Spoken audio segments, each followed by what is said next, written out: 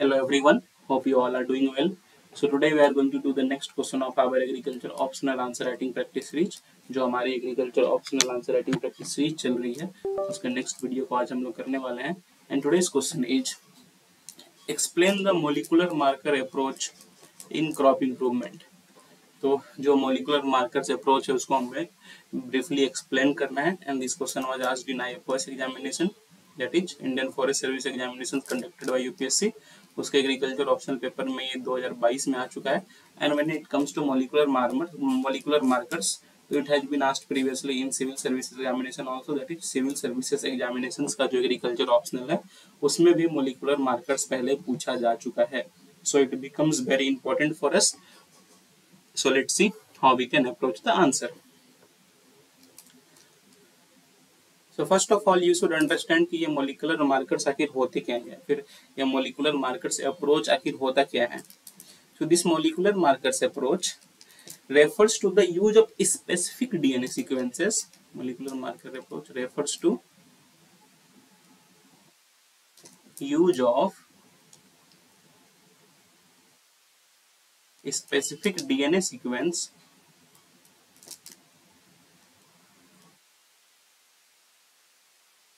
as indicators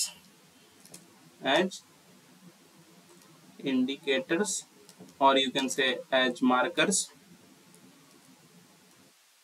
to identify desirable traits in plants. Identify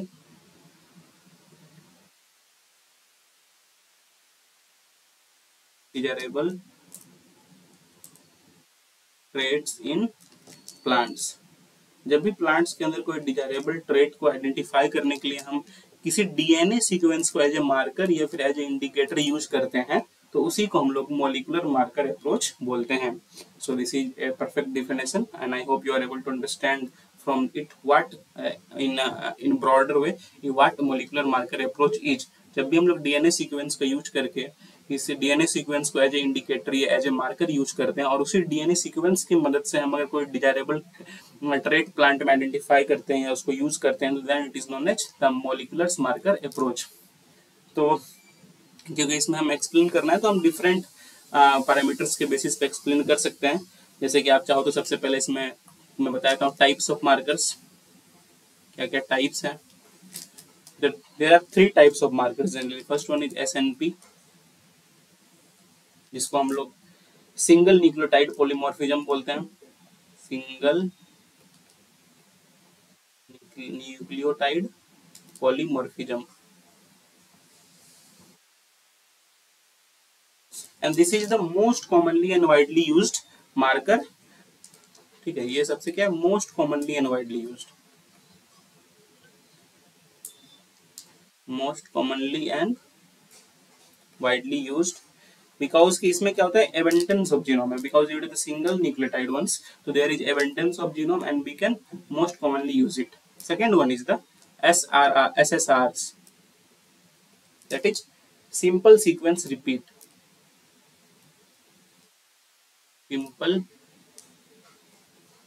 sequence repeat, इसको हम लोग micro satellites भी बोलते हैं. Microsatellites.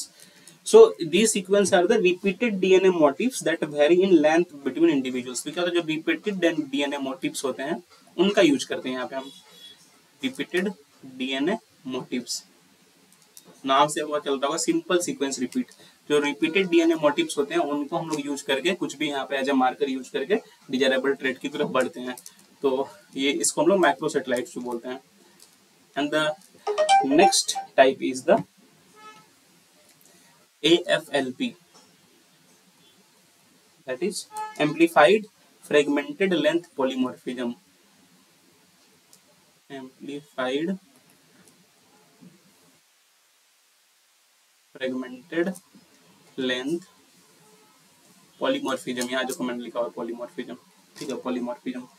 So ये क्या होता है PCR रिएक्शन के बीच दो PCR एम्प्लीफिकेशन ऑफ डीएनए, जो PCR application of amplification of DNA fragments है उस पे बेस्ड है. It is based on PCR amplification of DNA fragments, PCR amplification of DNA fragments. तो इस पे बेस्ड क्या है अपना AFLP। So these are the type common types of markers which you should know. और आप चाहो तो इसको अपने आंसर में इंक्लूड कर सकते हो as structure, it depends on you only किस तरह से आप, क्योंकि इसमें देखो जनरली एक्सप्लेन करना है मॉलिक्यूलर मार्कर को, तो आप वेरियस चीजों को लेकर के अपने आंसर को स्ट्रक्चर कर सकते हो, इसलिए मैंने टाइप्स बता दिया। अब चलिए देखते हैं कि ये आखिर काम कैसे करता है, हाउ डज इट वर्क्स।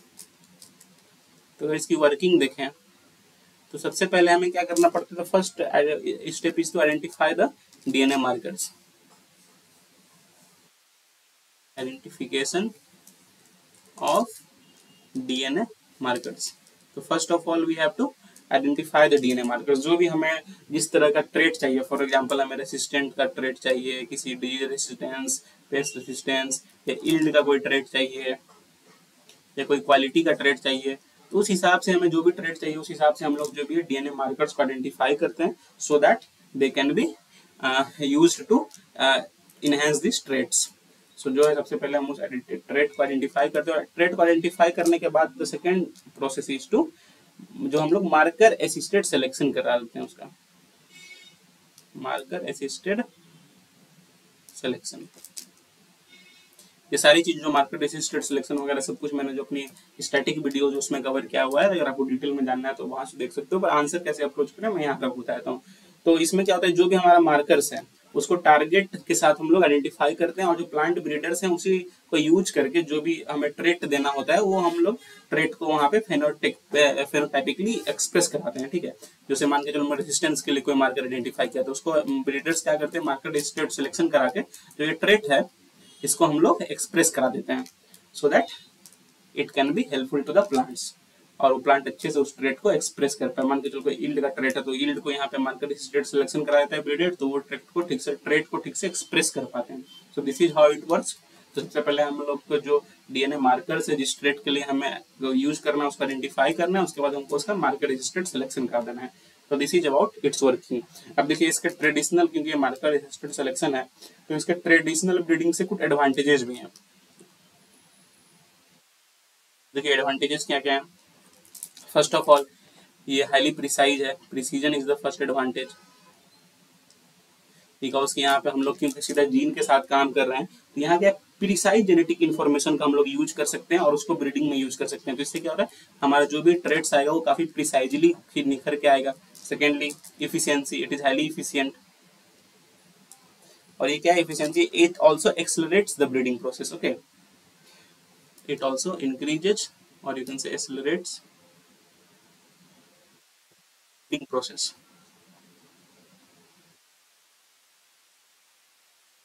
और इससे क्या हो रहा है, हमारा टाइम भी बच रहा है, so we can do things in less time, और इससे ओवरऑल हमारा क्या हो रहा है, एफिशिएंसी बढ़ रहा है, और we can develop more kind of trades, more kind of varieties in very less amount of time. तो हमारा एफिशिएंसी भी इससे काफी बढ़ता है। और अगर आप ट्रेडिशनल ब्रीडिंग मेथड्स पे जाओ तो उसमें क्या होता है, काफी टाइम लग जाता है, एक मेथड को करने में 15 साल 20 साल लग जाते हैं, वहीं compared with the traditional marker. वहीं अगर आप इसको मार्कर असिस्टेड वाले से देखो तो इसमें आप काफी जल्दी कर सकते हो। ठीक है, तो जो मोलिकुलर मार्कर वाले अप्रोच से काफी इफिशिएंटली, काफी प्रिसाइजली और काफी फास्टली हम लोग कर सकते हैं ब्रीडिंग, या फिर कोई भी ट्रेट को हम लोग यहाँ पे इनहेंस करा सकते हैं। उसके बाद here you will also C enhanced genetic gain, enhanced genetic gain.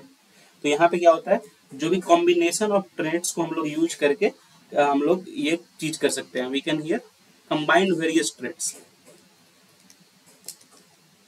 Combination of traits can be use. जैसे मान के चलो हमें रेसिस्टेंस और यील्ड का एक साथ करना है तो दोनों जीन को हम एक साथ एज ए मार्कर यूज करके करा सकते हैं। बट वही ट्रेडिशनल में जाओ तो ये combination of traits are very difficult. अगर ट्रेडिशनल ब्रीडिंग में आप एक साथ एक ही ट्रेट को अच्छे से कर पाओगे, अगर आप कंबाइन करके ट्रेट को इनहेंस कराने की कोशिश कराओगे तो that will be very difficult. So these are the some of the common advantages of molecular marker based approach over traditional approach. पर जिस चीज के एडवांटेजेस हैं तो उसके कुछ डिसएडवांटेजेस भी होंगे। ठीक है, तो इसके कुछ डिसएडवांटेजेस भी हम लोग देख लेते हैं, क्या क्या चैलेंजेस हैं। आई hope you understand the advantages. ठीक है, इसी पे मैं थोड़ा सा रफ करके डिसएडवांटेजेस, कुछ कॉमन डिसएडवांटेजेस है वो मैं बता देता हूँ। ओवरऑल आप उस हिसाब से स्ट्रक्चर कर लेना अपने आंसर को। डिसएडवांटेजेस क्या क्या है, सबसे पहले तो इसमें आपको इनिशियल इन्वेस्टमेंट काफी अधिक चाहिए। high initial investment. These are the challenges. Disadvantage plus challenges. Second, क्योंकि इसमें जीन्स के साथ आपको काम करना है तो you need to be highly expert, तो एक्सपर्टाइज नॉलेज हमें चाहिए, high expertise knowledge is required. Plus इसमें जो भी हम वेराइटीज का यूज कर रहे हैं, जो जीन्स का यूज कर रहे हैं, उसकी अवेबिलिटी, उसके अच्छी से सारी लैब्स वगैरह सब कुछ चाहिए, तो दिस इंफ्रास्ट्रक्चर चैलेंजेस भी काफी बढ़ जाते हैं। So these things hinders the proper application of marker based approach, because की काफी सारे इसमें इन्वेस्टमेंट चाहिए, एक्सपर्टीज नॉलेज चाहिए। एडवांटेजेस काफी हैं पर ये चैलेंजेस हैं, और अगर आप चाहो तो इसमें एप्लीकेशंस भी मैं आपको कुछ बता देता हूँ, उसको भी आप इंक्लूड कर सकते हो अपने आंसर्स में। तो ये ऑल नो ओवरऑल एप्लीकेशन क्या क्या हो जाएगा इसका। डिजीज रेजिस्टेंस के लिए हम लोग ब्रीड करा सकते हैं, breeding for disease resistance, breeding for paste resistance, quality improve करा सकते हैं ओवरऑल हम लोग। Quality improvement can be done, for example मान के चलो हमें न्यूट्रिशनल कंटेंट बढ़ाना है, या फिर मान के चलो हमें इसमें सेल्फ लाइफ बढ़ाना है, एनी क्वालिटी जिसको कि हम लोग यूज करना चाहते हैं, तो पार्टिकुलर जीन का हम लोग यूज करके उसको आइडेंटिफाई करके उसको हम लोग यूज करेंगे, जिस वजह से उसमें ये चीज क्वालिटी इंप्रूव हो जाए, सेल्फ लाइफ को इंक्रीज करना है, तो these things can be done. Stress से हम लोग अडेप्ट करवा सकते हैं अपने क्रॉप्स को,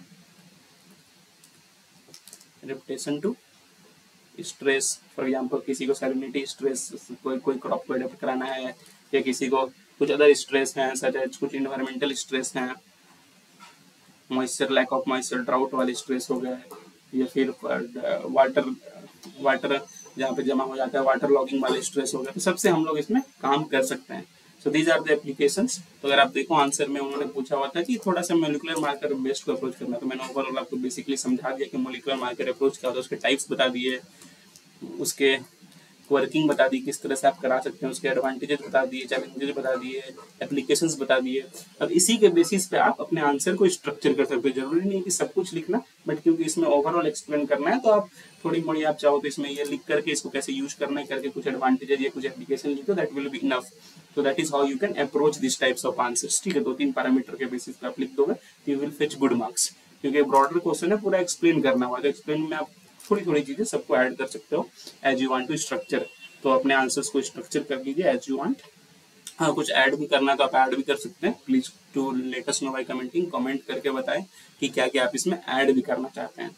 बट ओवरऑल आप इस बेसिस पे यही सारी इंपॉर्टेंट चीजें मैंने बता दी, आप स्ट्रक्चर कर लो अपने आंसर को and you will get good marks.